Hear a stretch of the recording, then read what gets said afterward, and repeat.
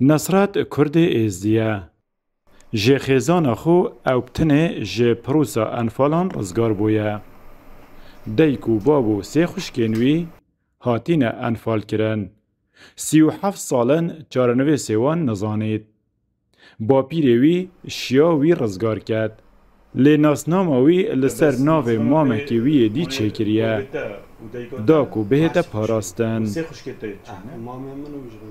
مهو سالان تجمیری تو جاوری آشکرابونا دیکو بابو خوشکن خویا.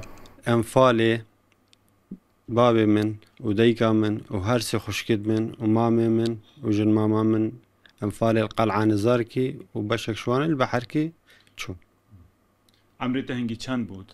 بورك عمري من شش حفصلك تهب وتنب چهات رزگار بود؟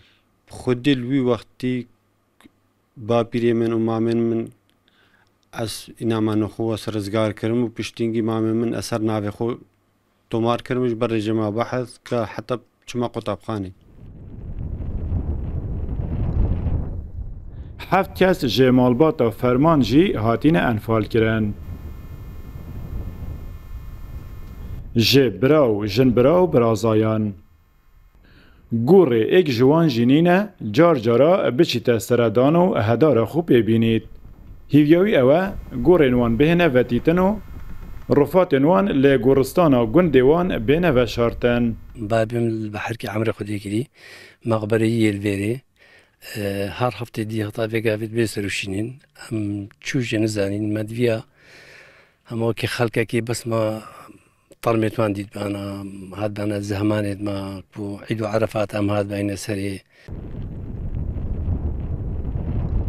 انفال ناو اپراسیونکا سربازی بو گو سپای عراقی لشباط سال 1988 دست پیکر. 8 قناغان و کشا. قناغ 8 لدورا بهدینان بو. ل 25 ماه 8 تاکو 6 ماهانه سال 1988 یا بردوان بو. ده 8 قناغان دا 182,000 کس هاتن انفال کرن.